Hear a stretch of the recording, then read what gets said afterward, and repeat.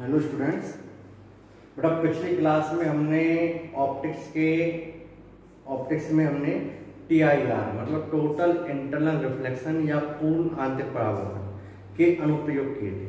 ठीक है, तो आगे कुछ न्यूमेरिकल देखते हैं हम लोग। जैसे एक न्यूमेरिकल आपके नोट्स में है, मैं सीधा डिस्कस कर रहा हूँ, उसे खुद करना कि जैसे आपका ये ऑप्टिकल फाइबर है। ठीक है, अब इस ऑप्टिकल फाइबर में आपको स्टूडेंट बताया कि जो अंदर वाला जो कोर होता है, ये वाला, ये तो क्लैडिंग होती है, ठीक है, और ये आपका कोर होता है, क्रोड। ठीक है, इस क्रोड का जो अपवर्तनांक वो मान लीजिए आपको दिया हुआ, मैं एग्जांपल ले रहा हूँ, ठीक है, 1.5, और इसका अपवर्तनांक दिया हुआ मान लीजिए 1.4।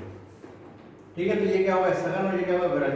आपसे कहा गया कि इसके लिए क्या निकालो, पूर्ण आंतरिक क्रांतिक कोण का मान ज्ञात करो। अब आपको मैंने बताया क्रांतिक कोण अगर कोई भी दो माध्यम दिए तो क्रांतिक कोण क्या फॉर्मूला होता है, छोटा डिवाइड बाई बड़ा। ये छोटा अपवर्तनांक बटे बड़ा अपवर्तनांक। छोटा कौन सा 1.4 और बड़ा कौन सा 1.5। आप सॉल्व करेंगे जो भी है क्रांतिक कोण का मान आ जाएगा। इस तरीके से on solving we get answer. ठीक है, आप क्रांतिक कोण यहाँ पे कैलकुलेट कर लीजिए। इस तरह की ये क्वेश्चन सॉल्व हो जाएगा। काफी टफ प्रॉब्लम नहीं है, आसान क्वेश्चन है, आपके नोट्स में है प्रॉपर, आप देखना। इस तरह का क्वेश्चन आए तो कर सकते हो।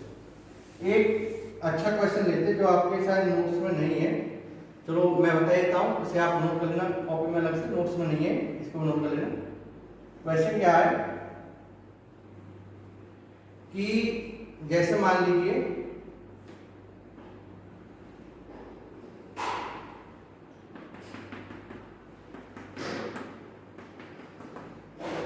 ये आपका एक पृथक्कारक पृष्ठ है, इसके अंदर यहां से h दूरी पर एक बल्ब रखा हुआ है। क्या रखा हुआ है, बल्ब।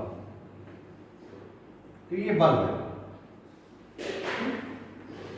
ये बल्ब रखा हुआ है। अब इससे लाइट आ रही है। अब कोई व्यक्ति बाहर से देख रहा है,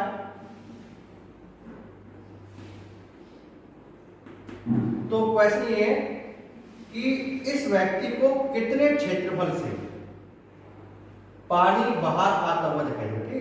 एक आपका समझो एक कंटेनर है, ठीक, काफी बड़ा, पानी भरा हुआ है इसमें, और ये समतल सतह है। इस तरीके से सतह कैसे लाइन है, ये तो आपको फ्रंट में दिखाया, ठीक है, इस तरीके से सतह पूरी, और इसमें बल्ब रखा हुआ है।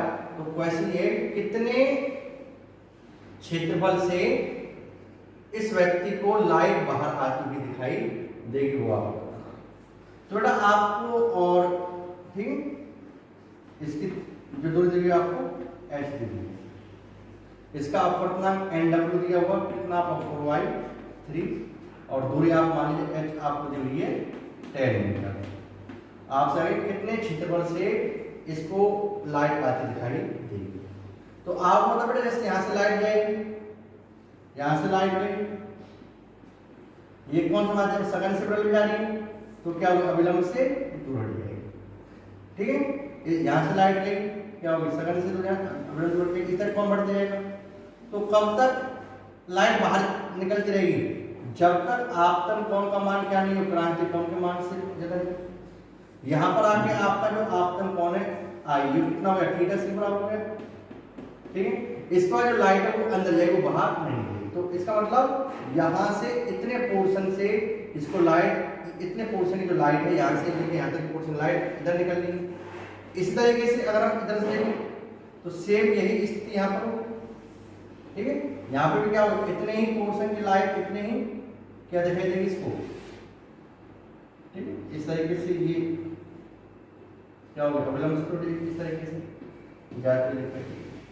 तो आप ये कह सकते हो कि जो ये इतना क्षेत्र, इतने पोर्शन, मतलब अगर मैं आपको बनाऊं तो इतने क्षेत्रफल में इतने पोर्शन की जो लाइट है वो क्या होगी, इस व्यक्ति को इतने पोर्शन से लाइट क्या होगी, बाहर निकलती हुई दिखाई। ठीक है, इससे दूर जाने वाली लाइट बाहर निकलेगी नहीं, आप ये कहोगे। तो बेटा एरिया तो कितने क्षेत्रफल से इसको लाइट दिखाई देगी, इतने क्षेत्रफल से। तो आपको ये वाला क्षेत्र निकालना होगा, और ये कैसा होगा आपका वृत्त का, तो इस वृत्त का क्षेत्रफल निकालना होगा जिसकी त्रिज्या क्या होगी, ये वाली होगी। ये वाली दूरी क्या होगी, इसकी त्रिज्या, इसमें बोलते हैं कैपिटल आर। ठीक है, अब देखो ये वाला एंगल क्या आपका थीटा सी, तो ध्यान रखो ये वाला एंगल कितना होगा आपका, ये वाला एंगल कितना होगा थीटा सी। इस तरीके से ये वाला भी क्या होगा आपका, अगर ये आपको कितना है, ये वाला एंगल आपको कितना है थीटा सी, तो ये वाला भी कितना होगा थीटा सी। क्लियर, यहां से आपको थोड़ा समझ में आया होगा। तो बेटा अब मैं इसको इधर दिखा रहा हूं है, तो आप तो मैं कहूंगा कि इतने क्षेत्रफल से लाइट आती हुई दिखाई देगी। ठीक है,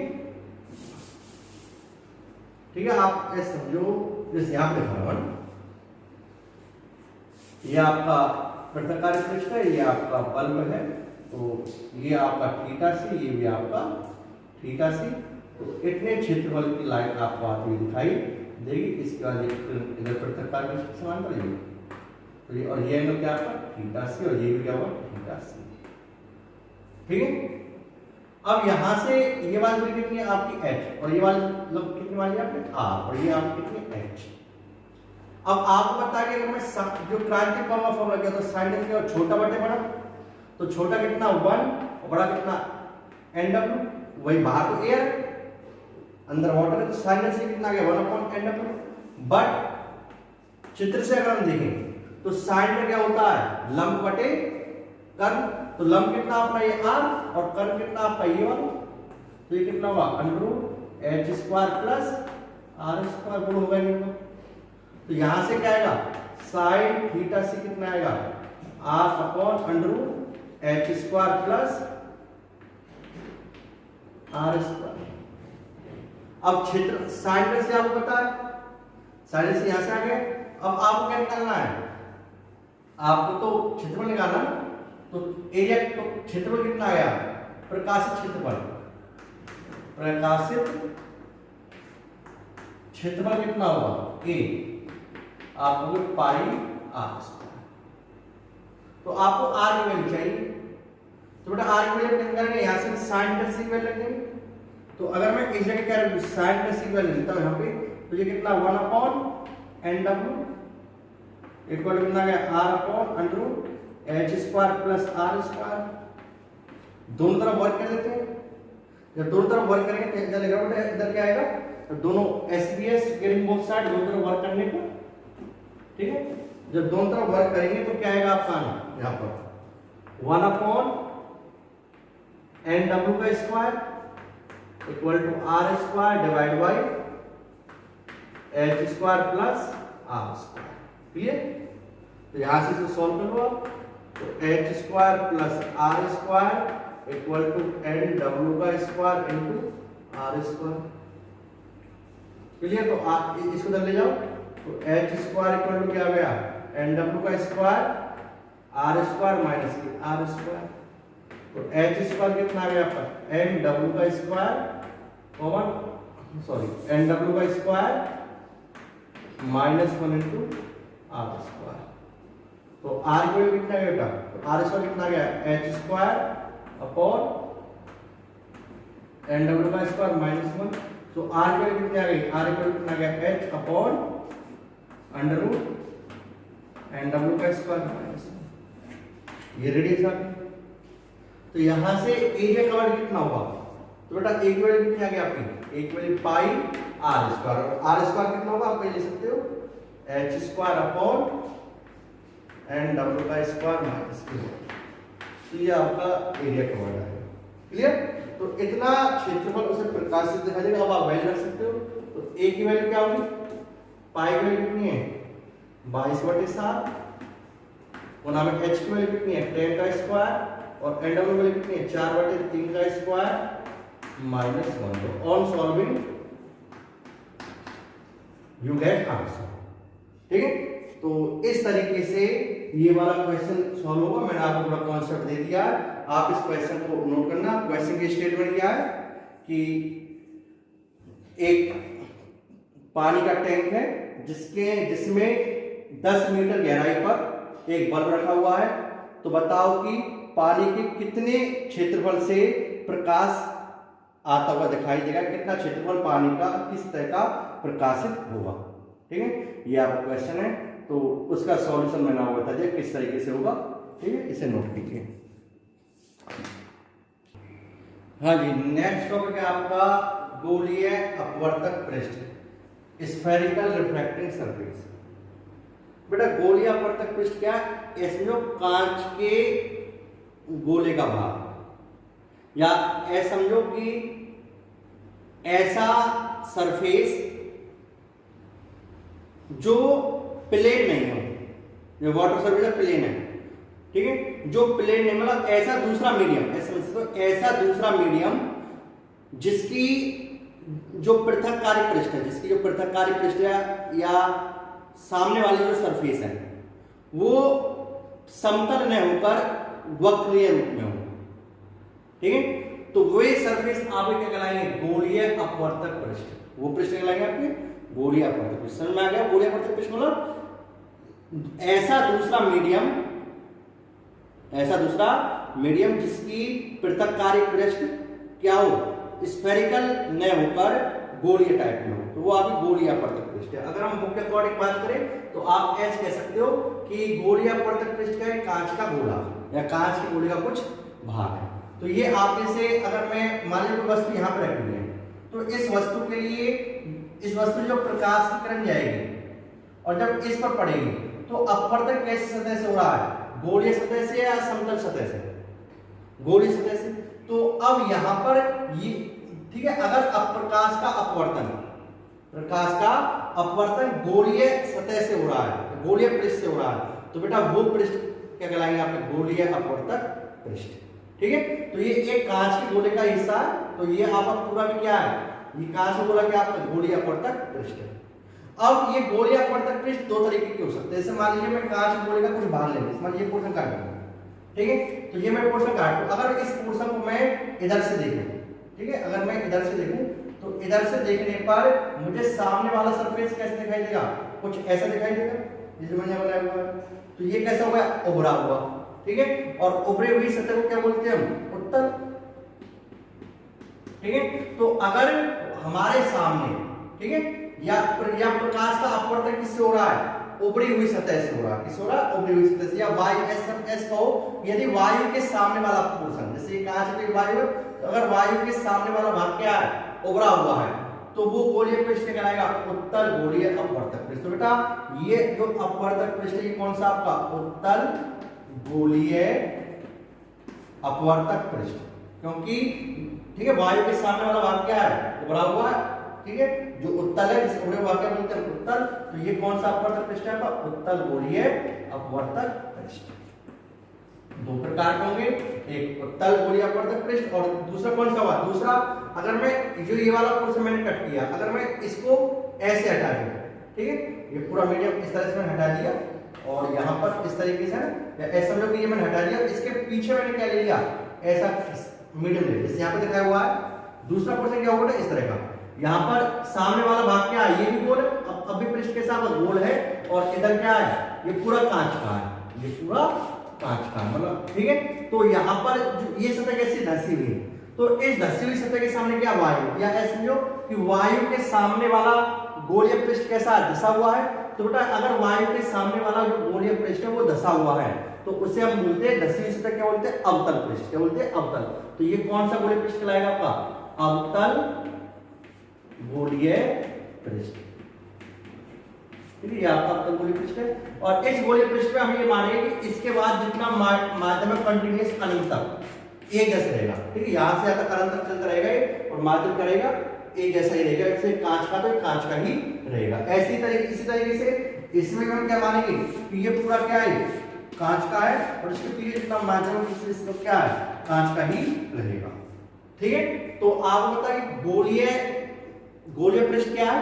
एक कांच के गोले का भाग है। अब गोले के भाग दो तरीके हो सकते हैं। अगर गोले के भाग दो तरीके बन सकते हैं गोलीय पृष्ठ की। अगर सामने वाली सतह क्या?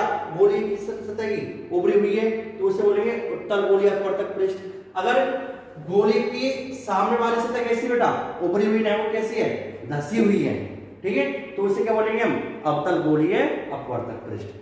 ठीक है, तो गोलीय पृष्ठ दो तरह के हो सकते हैं, उत्तल रूप में हो सकते हैं और अवतल रूप में हो सकते हैं। अगर गोलीय पृष्ठ आपका अपवर्तक गोलीय पृष्ठ कैसा, उत्तल रूप में, तो उत्तल गोलीय अपवर्तक पृष्ठ, और अगर आपका धसे हुए रूप में तो अवतल गोलीय अपवर्तक पृष्ठ। तो अब हमें क्या करना है, इस गोलीय पृष्ठ से प्रकाश के अपवर्तन के बारे में पढ़ना। मतलब जैसे मान लीजिए यहाँ पर कोई वस्तु रखी हुई है, ठीक है, यहाँ पर इस उत्तल गोलीय अपवर्तक पृष्ठ के सामने कोई वस्तु रखी हुई है, तो इसका प्रतिबिंब इसमें किस जगह दिखाई देगा, या इसके अंदर कोई वस्तु रखी हुई है, इसके अंदर, ठीक है, तो इसका तो ये वस्तु हमें कहाँ दिखाई देगी, कुछ इस तरह की चीजें हम यहाँ पे डिस्कस करेंगे। ठीक है ना, अभी हम करेंगे। तो बेटा इससे पहले हम कुछ बेसिक टर्मिनोलॉजी के बारे में पढ़ लेते हैं।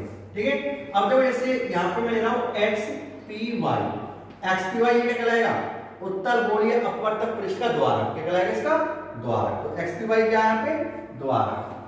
ठीक है, और द्वारक मैंने बताया जितने भाग से प्रकाश प्रवेश करता है वो क्या कहलाएगा, द्वारक। तो एक्स पी वाई क्या है इसका, द्वारक है। ठीक है, ये पी क्या कहलाएगा यहाँ पे, पोल, ध्रुव। पी को क्या बोलेंगे हम यहाँ पे, ध्रुव। पी को क्या बोलेंगे, ध्रुव, पोल या ध्रुव। ठीक है, और ये क्या आपकी, ये वाला क्या कहलाएगी आपकी मुख्य अक्ष। ये क्या है, मुख्य अक्ष, ये मुख्य अक्ष है। और ये जो गोलीय पृष्ठ है, ये गोलीय पृष्ठ किसी ना किसी गोले का भाग है, तो उस गोले का जो केंद्र हुआ, उस गोले का जो केंद्र हुआ सी, उस सी को क्या बोलेंगे, वक्रता केंद्र। सी क्या बोलेंगे बेटा, वक्रता केंद्र। तो वक्रता केंद्र क्या है, ये गोलीय पृष्ठ जिस गोले का भाग है, उस गोले के केंद्र क्या बोलेंगे हम लोग, वक्रता केंद्र। तो ये अब क्या, वक्रता केंद्र। क्लियर। अब ध्रुव और इस केंद्र के बीच की दूरी, ये वाली दूरी, इसे बोलते हैं वक्र त्रिज्या। क्या बोलेंगे, वक्र त्रिज्या। तो आर क्या है यहाँ पे, वक्र त्रिज्या। ठीक है, वक्र त्रिज्या है। क्लियर। इस तरीके से यहां पर ये क्या कहलाएगा, ध्रुव, ये क्या कहलाएगा आपका वक्रता केंद्र, ये क्या कहलाएगा आपकी वक्र त्रिज्या। ये वाली दूरी का क्या हो गया आपकी वक्र त्रिज्या आर, और ये एक्स की वाई क्या इसका एपरेचर का हो या इसका द्वारक हो। ठीक है, द्वारक है। और ये लाइन क्या आपकी मुख्य अक्ष। ठीक है, तो ये इसके बारे में बेसिक टर्मिनोलॉजी है। एक चीज मैं आपको पहले से बता देता हूं कि अपने सिलेबस में जो हम गोलीय अपवर्तक पृष्ठ से अपवर्तन पढ़ेंगे, ठीक है, तो एक्चुअल में जो हम अपवर्तन पढ़ने से आपका ये बोला है, ठीक है, तो रियलिटी में हमने जो पृष्ठ कट किया आपको वो इतना सा पोर्शन कट किया, जरा सा, इतना सा। ऐसा समझो कि हम लोगों ने जैसे गोलीय अपवर्तक पृष्ठ है तो इसका इतना सा पोर्शन कट किया है। तो एक्चुअली में मेरी स्टडी वो इतने से पोर्शन के लिए है। ठीक है, तो जो हम गोलीय पृष्ठ मारे, इसमें मैंने आपको दर्पण वाले में बताया कि हम जो पढ़ाई करते हैं वो कितने दर्पण के लिए करते हैं, छोटे से दर्पण के लिए। तो ऐसे ही यहां पर भी जो हम प्रतिबिंब बनाएंगे, ठीक है, जो हम पढ़ाई करेंगे वो कैसे गोलीय पृष्ठ के लिए करेंगे, छोटे से गोलीय पृष्ठ के लिए, इतने से गोलीय पृष्ठ के लिए, बहुत छोटा, ये बहुत बड़ा बनाया था मैंने। अब इस चीज को मैंने क्या किया, इस चीज को मैंने जूम किया। क्या किया, जूम। और जूम करके मैं आपको दिखाऊंगा, जूम करके इसको मैंने ऐसा बना दिया। अगर ये गोलीय पृष्ठ इस तरह का है, सामने वाला पोर्शन इसका, तो इसको जूम करके मैंने उस तरह का दिखा दिया है ना। ये सब चीज जो भी आप ये देख रहे हैं, ये वाला डायग्राम और ये वाला डायग्राम एक्चुअल कितने से किसका है, ये जूम करके दिखाया कितने से गोलीय पृष्ठ का, इतने से बहुत छोटे से गोलीय पृष्ठ का। तो इसका मतलब आप माइंड में रखना कि आप जो पढ़ाई कर रहे हो कैसे गोलीय पृष्ठ के लिए कर रहे हो, छोटे से गोलीय पृष्ठ के लिए कर रहे हो। तो इस केस में जो आपका ये एक्स पॉइंट है, पी पॉइंट है, वाई पॉइंट है, ये क्या बहुत ही ज्यादा नजदीक है वो। ठीक है, तो अब इसकी बेटा एक साइन कन्वेंशन हो रहा है, चिन्ह परिपाटी। साइन कन्वेंशन क्या होती है इनकी, साइन कन्वेंशन चिन्ह परिपाटी, जब भी हम किसी वस्तु का इस गोलीय अपवर्तक पृष्ठ से अपवर्तन होकर प्रतिबिंब बनेगा, ठीक है, किसी वस्तु का प्रतिबिंब इन गोलीय पृष्ठ से अपवर्तित होकर जब इसका प्रतिबिंब बनेगा, तो बेटा उसके लिए हमने क्या साइन कन्वेंशन मानी है कि जितनी भी दूरियां हैं इस गोलीय पृष्ठ वाले केस में, जितनी भी दूरियां वो कहां से मापेंगे, हम ध्रुव से। कहां से मापेंगे, ध्रुव से। सभी दूरियां ध्रुव से मापी जाएंगी। और दूसरा बेटा, दूसरी साइन कन्वेंशन ध्यान रखना, प्रकाश किरण की दिशा में जिधर प्रकाश की किरण जा रही है, यहाँ पे वो वाला तरीका नहीं चलेगा, ऐसे ऐसे कुछ हो सकता है। आपको जो असली तरीका वो क्या रखना है, प्रकाश किरण की दिशा में मापी गई दूरियां धनात्मक लेनी है ध्रुव से, और प्रकाश किरण की दिशा में दिशा के विपरीत मापी गई दूरी क्या लेनी है ऋणात्मक। ठीक है, ये इसकी साइन कन्वेंशन है। पहला पॉइंट, सभी दूरियां कहां से मापी जाएंगी, ध्रुव से मापी जाएंगी। दूसरा पॉइंट, प्रकाश किरण की दिशा में मापी गई दूरियां क्या ली जाती है, धनात्मक ली जाती है, और प्रकाश किरण की दिशा के विपरीत मापी गई दूरी क्या ली जाती है, ऋणात्मक ली जाती है। ठीक है, तो ये सब चीजें आप नोट करो। हाँ जी, नेक्स्ट टॉपिक है आपका गोलीय अपवर्तक पृष्ठ से प्रकाश का अपवर्तन। ठीक है, अगर किसी गोलीय पृष्ठ से प्रकाश का अपवर्तन होता है, समझो कि आपको एक क्वेश्चन दिया हुआ है, ठीक है, कि भाई जैसे कोई वस्तु O है जो यहां से इसके ध्रुव से U दूरी पर है, ठीक है, ये क्वेश्चन है। तो बताओ कि इसका प्रतिबिंब कहां बनेगा। ठीक है, तो किसी गोलीय पृष्ठ से प्रतिबिंब, इसका प्रतिबिंब इसके अंदर कहां बनेगा।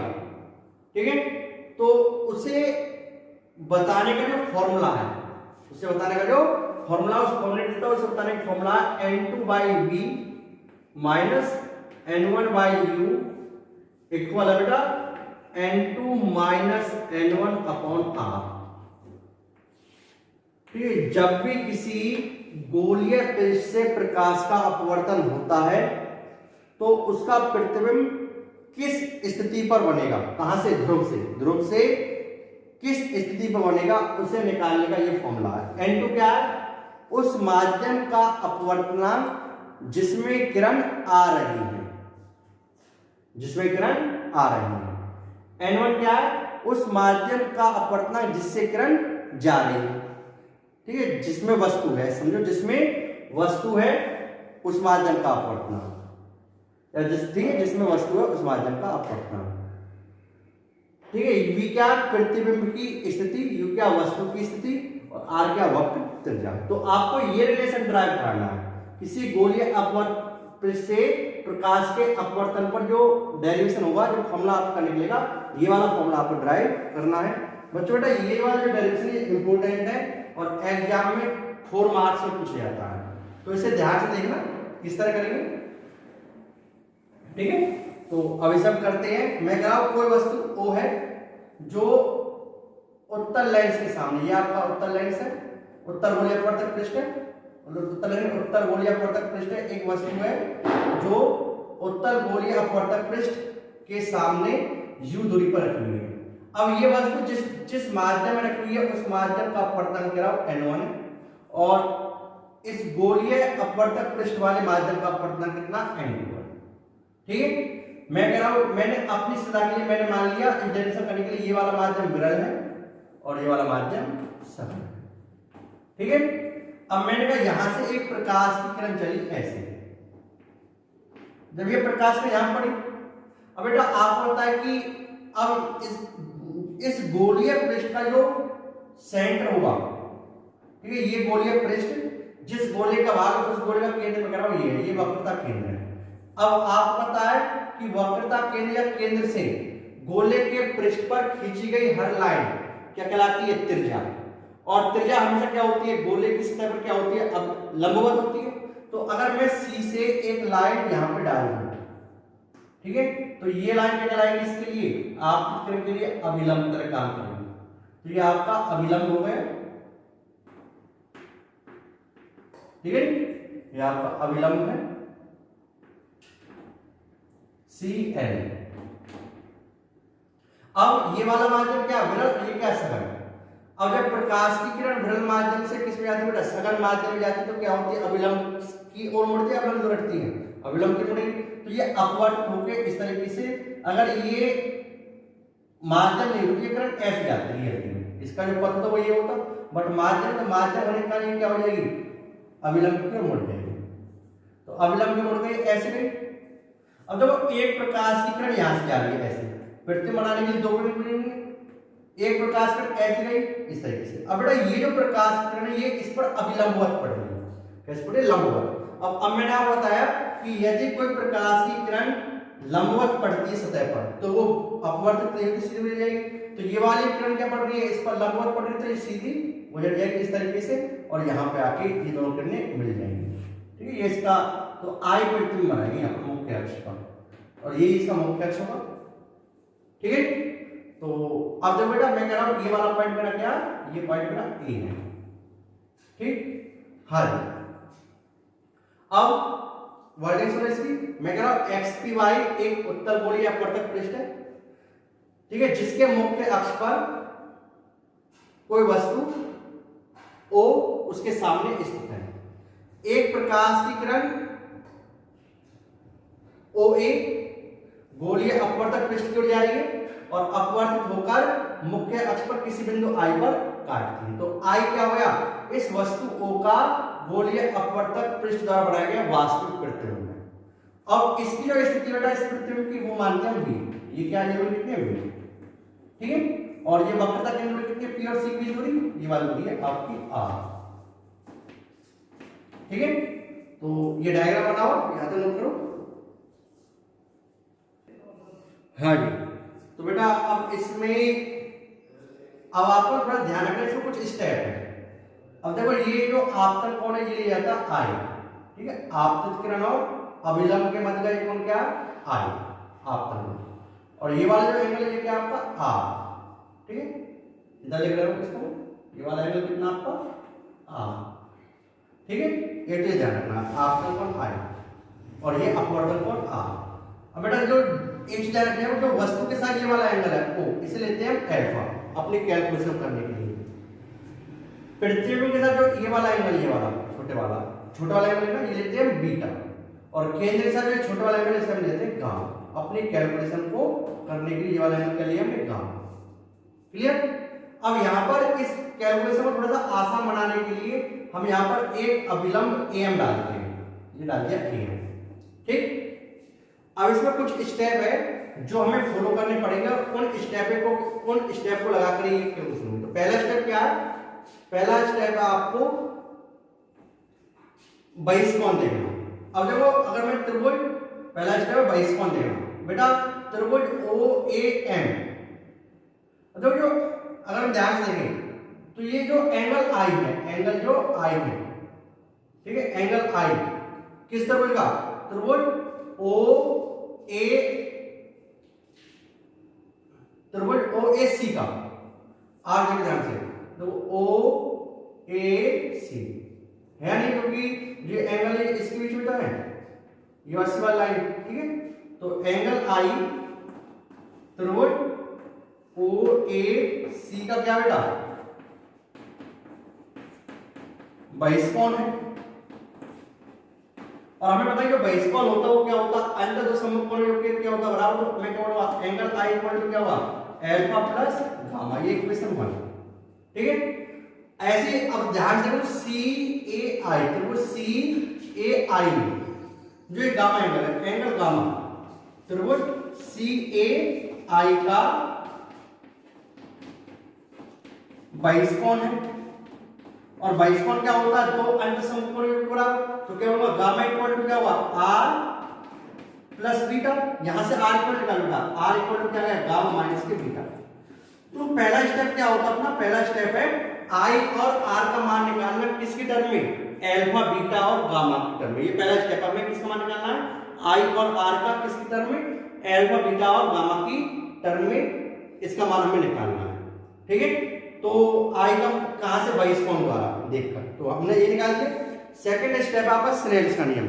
ठीक है, आप स्नेल्स नियम लगाएंगे तो according to Snell's law, according to Snell's law, Snell's law का स्नेल्स लॉ क्या कहता है, माध्यम का अपवर्तनांक, इस माध्यम का अपवर्तनांक कितना n1 इनटू माध्यम कोण की जाए, कोण कितनी आपकी sin i, n1 into sin i equal to क्या होगा, माध्यम का अपवर्तनांक कितना n2 इनटू कोण की जाए, इसका कोण की जाए कितना, इसका एंगल कितना, ये अपवर्तन कोण r sin r। अब मैंने आपको बताया कि आवक गोलीय पृष्ठ क्या बहुत छोटा है, क्योंकि आई व आर अत्यंत अल्पकोण है, क्योंकि जब गोलीय पृष्ठ बहुत छोटा होगा तो ये सभी एंगल क्या होंगे, छोटे होंगे। तो आई व आर अत्यंत अल्पकोण है, तो साइन आई इक्वल टू क्या लिख सकते हैं आप, आई, और साइन आर को किसके इक्वल लिखेंगे आप, आर के। क्यों, जैसे छोटे एंगल के लिए क्या होता है, साइन 0 इक्वल टू 0 होता है, उस तरीके से साइन आई के लिख दिया आई, साइन आर के लिख दिया हमने आर। तो यहां से क्या गया, this imply n1 into I equal to क्या गया, n2 इंटू आर। ये समीकरण नंबर 3। अब आई और आर का मान रखो, तो दिस इंप्लाई n1 आई का लिखते बेटा alpha plus gamma, alpha plus gamma equal to n2 R का कितनी है, आर का gamma minus beta, gamma minus beta. ये क्वेश्चन नंबर 4। अब आपको बताइए एल्फा बीटा और गामा ये भी क्या है, बहुत छोटे एंगल है। तो आप कहोगे चूंकि एल्फा बीटा और गामा लिखोगे आप अत्यंत अल्प कोण है, तो आप लिख सकते हो अत्यंत अल्प कोण के लिए एल्फा इक्वल छोटे एंगल के लिए मैं एल्फा लिख सकता हूं tan अल्फा, बीटा क्या लिख सकता हूं मैं tan बीटा, और गामा क्या लिख सकता हूं मैं tan गामा। इसके पीछे कारण बेटा क्यों लिखा, क्योंकि मुझे ना ये एक्चुअल में मुझे ये वाली साइड की टर्म में वैल्यू लानी है। अब ये लंब बटे आधार या आधार बटे कर्ण ये सब चीज तो किसके लिए मान्य है, ट्रिग्नोमेट्रिक फलन के लिए। तो इसलिए मुझे अल्फा को tan अल्फा, बीटा को tan बीटा, गामा को tan गामा में कन्वर्ट करना पड़ा। क्यों, क्योंकि छोटे एंगल के लिए जैसे tan 0 क्या होती है, 0 होता, तो ऐसे tan अल्फा कर सकते हैं, अल्फा को tan अल्फा, बीटा को tan बीटा, गामा को tan गामा। तो यहां से आपको क्या गया, यहां से आपका आ गया n1 एवरेज कर दिया आपने tan alpha plus tan gamma equal to n2 gamma ने लिख दिया tan gamma minus tan beta.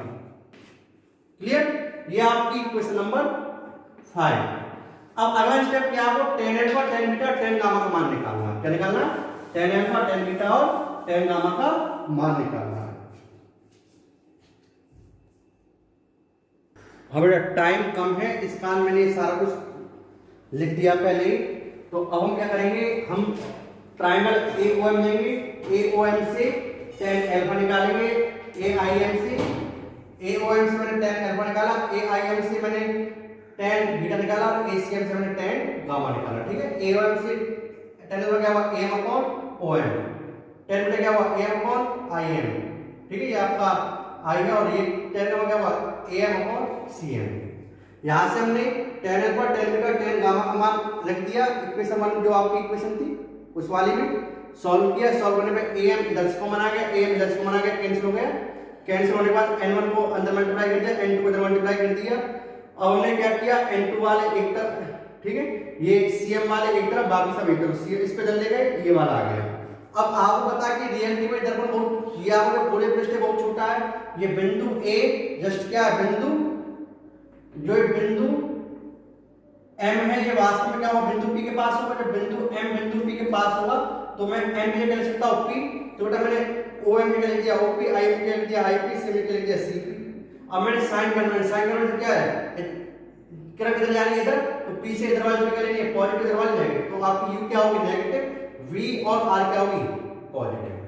ठीक है, तो ये मैंने नेगेटिव पॉजिटिव V और R की मैंने वैल्यू रख दी। वैल्यू रखने के बाद आपका फाइनल डायरेक्शन क्या आ गया, n2 by v minus n1 by n2 minus n1 upon r। देख लेना, ये केवल मैंने इसलिए जल्दी में किया क्योंकि वीडियो अपनी बन नहीं पाएगी, पूरा डायरेक्शन रह जाता। तो केवल कैलकुलेशन है, मैथमेटिक्स है, इसे आप देखो और नोट करो।